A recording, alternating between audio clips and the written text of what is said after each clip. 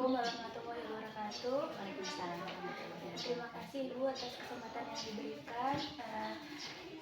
Saya ingin mengajukan beberapa pertanyaan sehubungan dengan tugas saya sebagai calon guru penggerak yang terkait dengan pengambilan keputusan oleh pimpinan Ibu. Boleh.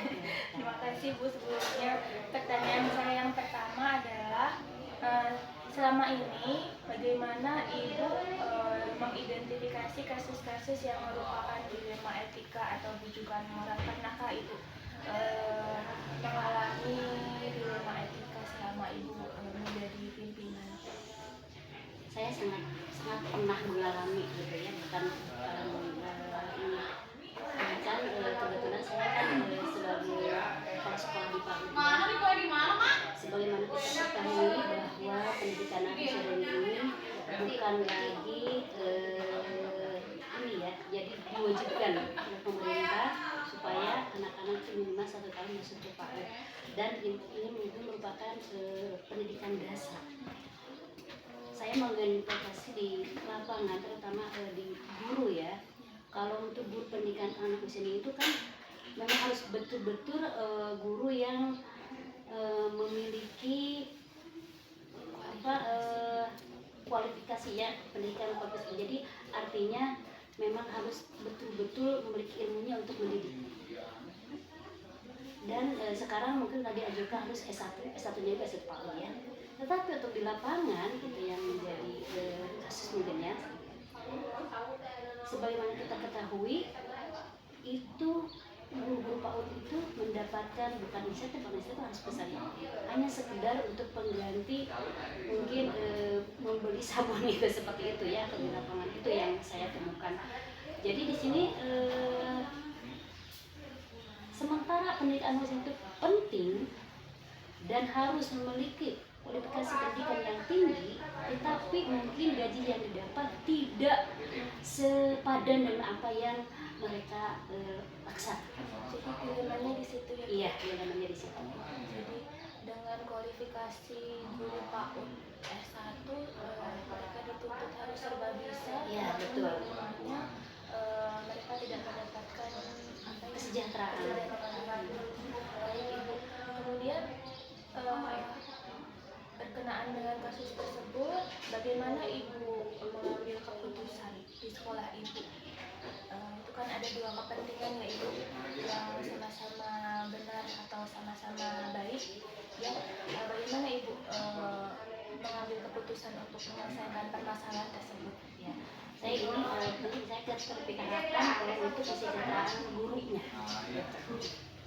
Ya, jadi Ibu harus berpihak kepada guru. Kemudian pertanyaan berikutnya Ibu, langkah-langkah atau prosedur yang Ibu tempuh apa untuk memperjuangkan kesejahteraan guru? Pertama-tama saya mungkin lihat-lihat dari apa ya namanya aturan yang berkaitan dengan pemerintah ya, aturan pemerintah ya yang berkaitan dengan di mana di situ ada tertera bahwa pendidikan anak usia dini itu termasuk kesejahteraan untuk gurunya ada di pemerintah desa. Ya. Kemudian setelah itu saya berkomunikasi dan mendekati pemerintah, terutama pemerintah desa untuk menjelaskan keadaan bagaimana guru PAUD itu sebenarnya gitu. Sebenarnya. Jadi langkahnya Ibu yang pertama mencari dulu informasi peraturan yang berkenaan dengan itu, kemudian menjalin informasi atau pendekatan dengan pemerintahan setempat ya, yang berkaitan. Ya.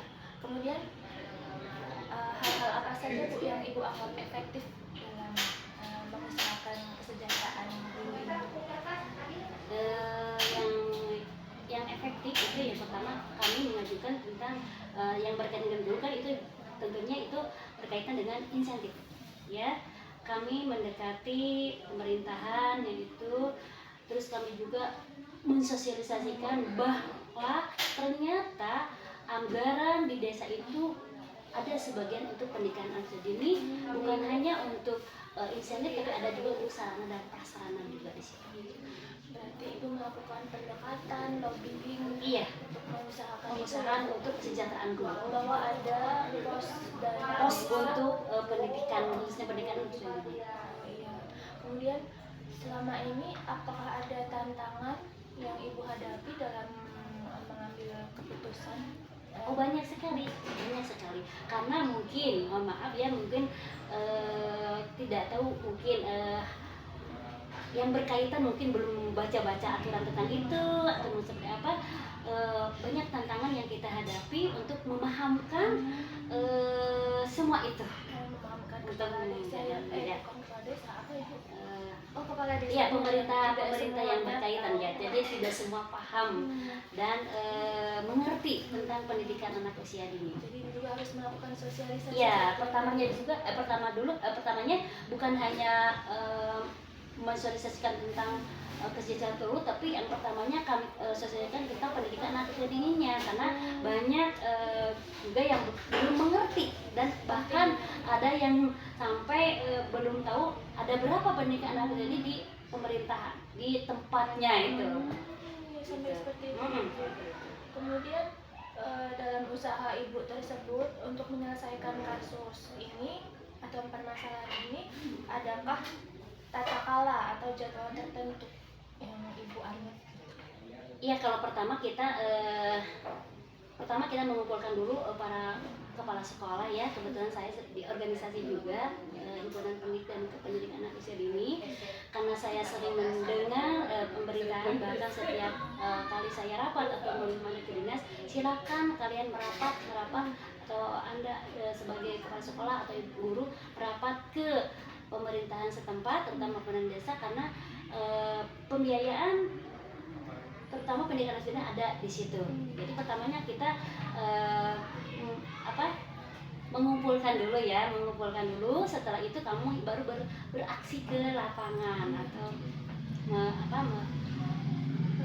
berkomunikasi dengan kepala desa, camat, dan stakeholder yang lain. Lama tidak bu dalam melakukan ini? Lama untuk proses sampai ke misalkan ada nih dari pemerintah desa ternyata paham dan ada untuk anggaran untuk guru itu ya, itu sampai ke sana itu lumayan cukup lama. Namun sekarang sudah alhamdulillah ya, untuk di Kecamatan Cipedes sekarang alhamdulillah, walaupun tidak merata, kan itu kembali lagi ke kebijakan pemerintahan. Kemudian pertanyaan berikutnya ibu, adakah faktor-faktor yang selama ini mempermudah atau membantu ibu dalam menyelesaikan kasus ini, dalam mengambil keputusan? Banyak faktor. Yang pertama mungkin kami dibantu oleh para pengurus ya, karena tadi saya sudah katakan bahwa saya itu berada di organisasi ya, jadi semua pengurus bekerja sama untuk membantu memfasilitasi. Misalkan pengurus ini berada di daerah ini, maka dia yang berkoordinasi dengan pihak yang terkait. Ya, jadi pengurus ya, pengurus dari Himpa UDI, Kecamatan Cipedes, karena ibu di sini sebagai ketua Himpa UDI. Baik ibu. Pertanyaan yang terakhir, pembelajaran apa yang dapat ibu petik dari pengalaman ibu tentang pengambilan keputusan dilema etika? Yang pelajaran yang saya ambil itu banyak sekali ya. Yang pertama mungkin itu menguji kesabaran. Walaupun sebagaimanapun kita rumitnya, tapi kalau kita dikerjakan dengan sungguh-sungguh, insya Allah akan mendapatkan hasil. Itu yang dapat kami pelajari dari semua itu. Baik, terima kasih Bu atas waktunya, atas kesempatan yang diberikan. Semoga lancar ke depannya Ibu dalam memimpin Himpa UDI Kecamatan Cipedes. Amin. Terima kasih. Ya, Bu. Amin. Terima kasih. Wassalamualaikum warahmatullahi wabarakatuh. Waalaikumsalam warahmatullahi wabarakatuh.